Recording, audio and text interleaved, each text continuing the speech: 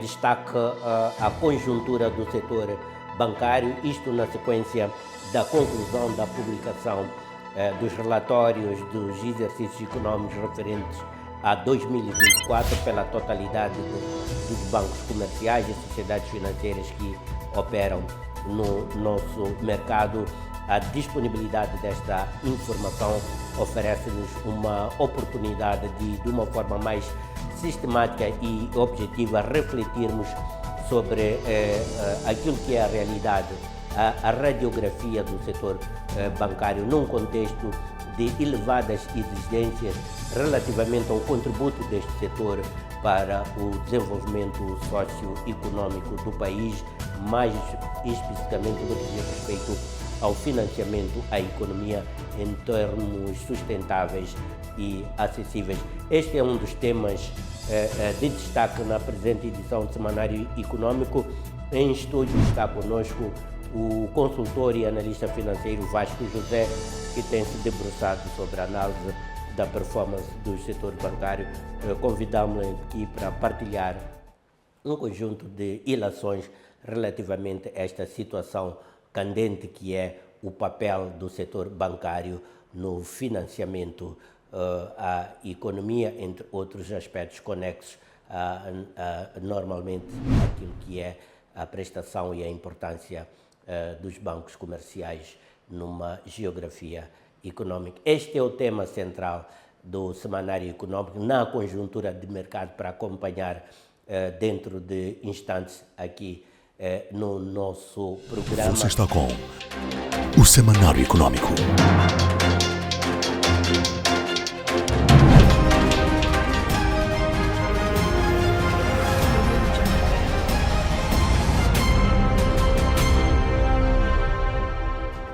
E vamos então à conjuntura de mercado hoje para fazermos um raio-x ao setor bancário nacional. Há de se recordar, e já disse mesmo aqui, tratamos que todos os bancos já divulgaram os seus resultados referentes ao exercício econômico de 2024. Essa é uma informação relevante para uma análise pertinente e objetiva sobre qual é a tendência da performance do setor bancário nacional e como é que este setor tem estado a impactar sobre o resto da economia moçambicana. Vamos então fazer este snapshot sobre a banca nacional com referência aos bancos de importância sistémica, aqueles que concentram, na verdade, e há de também se recordar esta característica muito central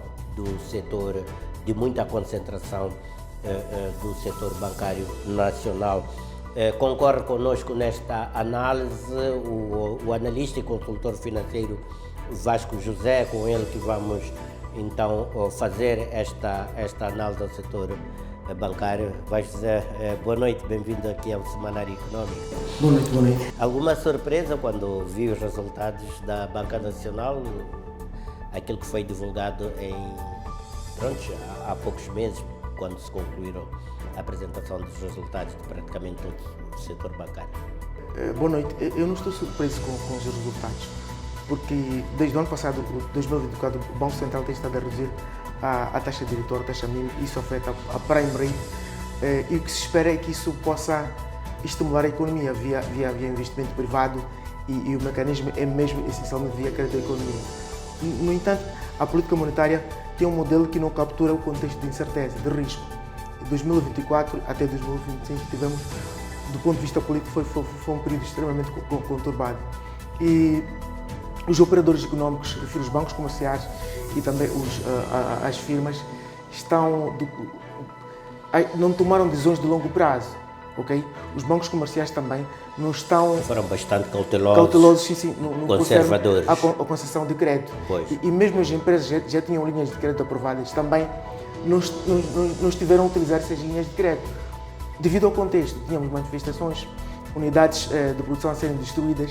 Então, este todo o contexto afeta a política monetária. Pois já lá vamos então com detalhe com o Vasco José para analisarmos a performance do setor bancário nacional. uma tendência que foi bastante caracterizada, como de resto irá ter a oportunidade de perceber no detalhe, foi caracterizado por resiliência, rentabilidade e também riscos, conforme Vasco José já aqui fez referência. Vamos agora ver a radiografia em resumo daquilo que é neste momento o setor bancário nacional, com referência aos bancos de importância sistémica, e já voltamos logo de seguida para uma análise mais circunstanciada a esses principais aspectos que caracterizam neste momento o setor bancário nacional. O BCI, apesar da ligeira queda no resultado líquido, manteve a liderança em ativos e depósitos. A estabilidade operacional, gestão prudente do risco e solvabilidade de 27,1% confirmaram a sua posição dominante e resiliente no mercado. O Millennium BIM registrou uma diminuição de 6,1% nos lucros, mas manteve-se como o banco com maior carteira de crédito. A estratégia centrou-se no financiamento às PMEs e reforço da experiência digital, com grande peso no retalho e banca de proximidade. O Standard Bank enfrentou ligeira erosão de rentabilidade, mas sustentou um forte perfil corporativo e de banca de investimento. O banco prosseguiu com seu posicionamento como parceiro financeiro de referência para grandes projetos e transações estruturadas. O Absa Moçambique foi o único banco sistêmico a registrar crescimento no resultado líquido em 2024, com uma subida de 14%. Este desempenho reflete um controle operacional eficaz, estratégia de inclusão financeira e expansão da base digital de clientes. O Mozabanco teve a maior quebra relativa na rentabilidade, menos 10,8%, embora tenha melhorado os rastros de eficiência e qualidade de crédito. Com ativos e carteira em expansão, o banco consolida-se como ator relevante no retalho e no segmento das PMEs. Assim, as tendências setoriais mostram uma rentabilidade em recuo. Os resultados líquidos recuaram entre 2% e 11% nos principais bancos, sugerindo pressão sobre as margens e custo de financiamento. A solidez foi mantida, todos os bancos reportaram ratios de solvabilidade superiores ao exigido, com o BCI Millennium BIM a liderar acima dos 24%. A digitalização foi consolidada, investimentos em canais digitais continuaram a crescer, com ganhos de eficiência operacional e alargamento da base de utilizadores. Nota-se também uma tendência de uma agenda ESG em expansão, onde quase todos os bancos referiram projetos com impacto social, educação financeira, apoio à juventude e financiamento verde. A banca sistêmica moçambicana entrou assim em 2024 com solidez e saiu com sinais de cautela. Os resultados líquidos recuaram, mas os pilares estruturais, como capitalização, ativos, confiança e digitalização, a manterem-se sólidos. O foco agora passa por reforçar a rentabilidade, aprofundar a inclusão financeira e inovar na captação de novos segmentos, num contexto em que a recuperação macroeconômica ainda é gradual. Vamos então, José, analisar ponto por ponto alguns, não todos obviamente, porque não teremos tempo para tanto, mas aqueles que nos parecem nesta altura um pouco mais relevantes para perceber a dinâmica do nosso setor bancário. É que apesar da resiliência demonstrada pelos indicadores de solvabilidade, também de liquidez, a rentabilidade dos bancos sistêmicos recuou em 2024. Que fatores estruturais e conjunturais explicam esta contradição aparente? Bom, é quando o Banco Central baixa as taxas de juros, os bancos comerciais eles têm que redimensionar o seu ativo, o seu investimento. Os principais bancos, o BIM, o Standard Bank e o BCI, tem uma forte componente de depósitos. A sua estrutura de depósitos está concentrada em depósitos correntes, são depósitos baratos, então isso lhes permite, sempre que as taxas de juros baixam, e eles observam que o contexto de risco tende a aumentar, eles redimensionam o investimento, desviam os recursos que deviam ir para o crédito para os títulos falamos dos bilhetes de tesouro, obrigações de tesouro e aplicações em outros bancos. Por exemplo, em 2024, o Standard Bank concentrou apenas 26% do seu investimento em crédito e o remanescente foi para investimento em títulos do Estado, que são essencialmente bilhetes de tesouro e obrigações de tesouro. Quer dizer, o investimento real para a economia, que devia ser crédito, não ocorreu. Okay? Mas como a estrutura de depósitos é essencialmente a custo zero, lhes permite ainda fazer... Sim, e conforme referiu o Vasco no início, havia todo um contexto muito averso ao crédito em 2024, sobretudo no último trimestre de 2024. Sim, e início no primeiro trimestre de 2025 também. Pois. É por isso que se olhar os dados do crédito da economia de janeiro de 2024 até maio de 2025, que é o último dado disponível, o crédito da economia só aumentou 0,1%. Quer dizer, embora a taxa de juros no mercado esteja a decrescer, basicamente a economia manteve-se estática. E quer dizer que os principais bancos estão a concentrar, estão a desviar recursos em ativos que geram retorno baixo, mas também com risco relativamente baixo. E o que isso significa? Quando colocamos essa dinâmica, esse comportamento, o que isso significa quando olhamos também num contexto mais amplo daquilo que é o papel dos bancos na economia? É que o banco, existe uma variável extremamente importante no setor bancário, que é o rastro de transformação, que ele indica o grau de conversão de depósitos em crédito. Os principais bancos têm um rastro de transformação extremamente baixo, 40%, 50%, no máximo até 60%. Okay? Então, o que provavelmente pode acontecer é o Banco Central começar a regular esse rastro de transformação.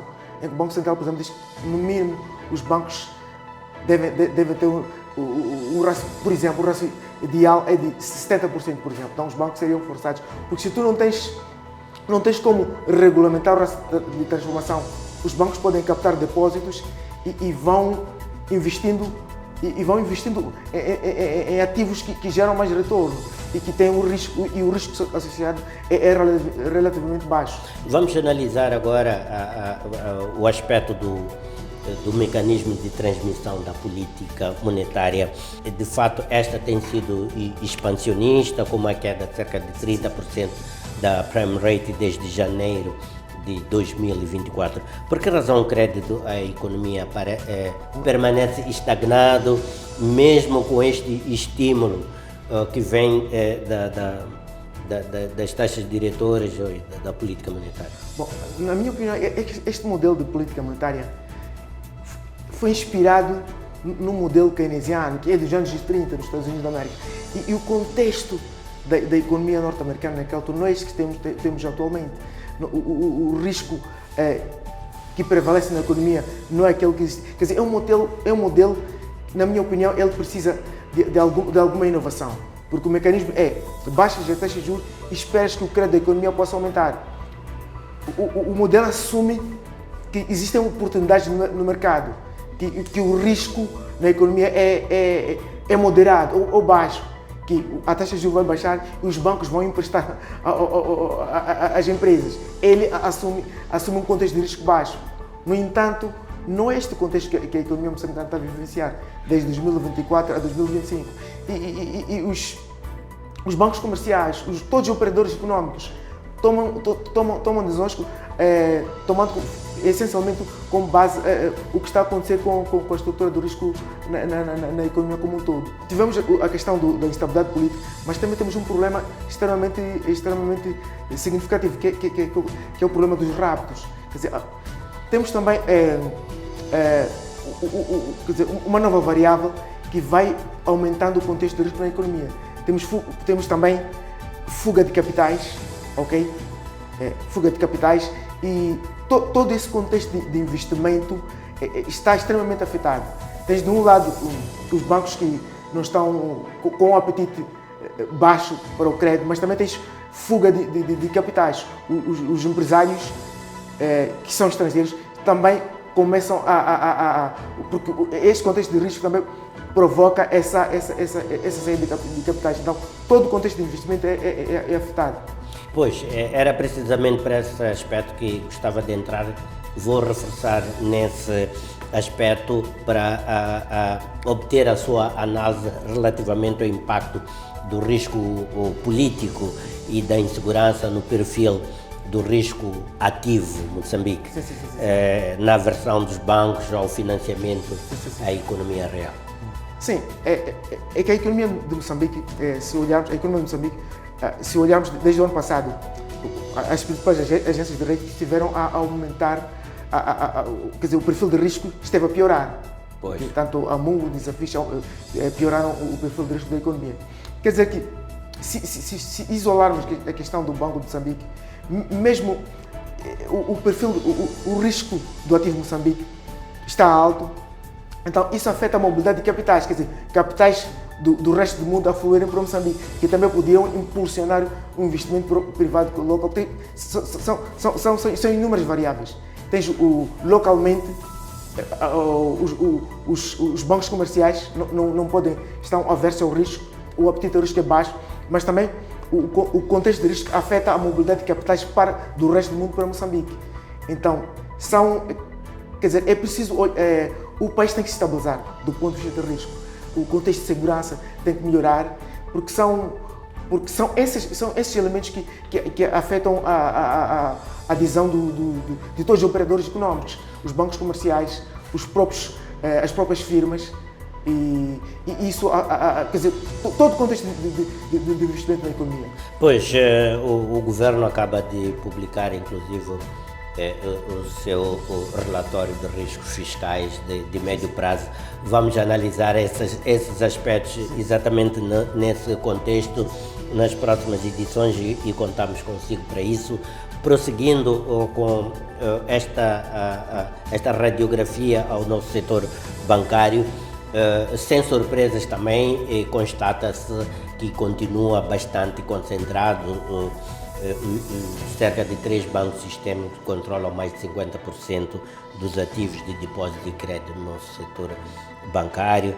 Esta concentração, do seu ponto de vista, representa uma força estabilizadora ou é um entrave, digamos assim, à competitividade e à inclusão financeira? Bom, a concentração entrava à competição e essencialmente o entrave está muito associado à mobilidade dos depósitos no setor bancário. Os principais bancos têm a capacidade de absorver os depósitos.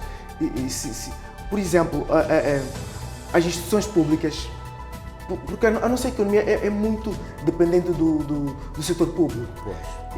Os fundos do setor público gravitam para os principais bancos comerciais e não existe uma racionalidade que explique essa mobilidade dos fundos do setor público para os principais bancos. Qual a lógica? Okay? Por exemplo, se por exemplo uma instituição podia ser pela remuneração dos depósitos, mas não existe propriamente. Não necessariamente, por exemplo. Tens microbancos, por exemplo. Alguns microbancos são muito competentes, têm skill para poder financiar a agricultura. Okay? Alguns microbancos, tens o GAPI, tens o Microbanco Confiança. Alguns microbancos cooperam nas zonas rurais e têm esse conhecimento para financiar a agricultura. Mas os fundos do governo que são canalizados para esse setor, na maior parte vão para os bancos comerciais e não para esses fundos. E os bancos comerciais, a maior parte deles, não tem essa especialização no financiamento à agricultura. Então, e depois ninguém explica essa racionalidade. Pois. Essa racionalidade. E isso provoca, é um dos fatores que provoca a concentração dos depósitos, porque é essencialmente a concentração dos depósitos que gera a concentração de empréstimos. Porque se os principais bancos têm maior concentração de depósitos, então, em princípio, eles têm maior capacidade de emprestar. Então, tem que haver uma regulamentação na questão no fluxo. Acha provável o Banco Central intervir nesse aspecto nos próximos tempos? É possível. Na questão da concentração? É possível, é possível. É preciso compreender-se, por exemplo, essa questão que falou. Quais são os bancos que são especializados em agricultura? Quando o governo capta recursos para financiar a agricultura, estes recursos devem ir para esses bancos e não para os bancos comerciais. Okay? Então, há algo que está a falhar nesse aspecto. Bem, o governo sinaliza Banco de Desenvolvimento. Há quem também defende que é necessário uma estrutura como um banco agrícola, com uma vocação mais especializada, no caso concreto, no setor da agricultura, mas também os industriais querem um banco com capacidade de financiar operações industriais. Portanto, ainda há muito espaço aqui no nosso setor financeiro, setor bancário em particular, para inovação. Do seu ponto de vista, olhando para 2025 agora, já estamos no segundo semestre do ano, que tendências estratégicas é que os bancos comerciais deverão adotar para assegurar um crescimento sustentável, também da sua rentabilidade, claro, e maior impacto na economia, sobretudo no segmento das pequenas e médias empresas e também dos segmentos mais vulneráveis? Bom, eu espero que os bancos continuem com a mesma estratégia. Basicamente, a estratégia corporativa é a mesma, ela não altera-se. Quando falamos de estratégia corporativa, estamos a falar de longo prazo. E os bancos estão nesta pressão de apresentar resultados positivos ao acionista. Então, não espero que haja grandes mudanças. E o contexto, a economia moçambicana, do ponto de vista também não permite. Não permite. Então, não espero grandes mudanças nos resultados. Vamos ver e acompanhar. José, muito obrigado pelos seus insights aqui na conjuntura de mercado. Estivemos a fazer este ponto de situação, esta radiografia dentro das limitações óbvias de tempo para projetarmos uma imagem daquilo que é o presente e as perspectivas do setor bancário nacional.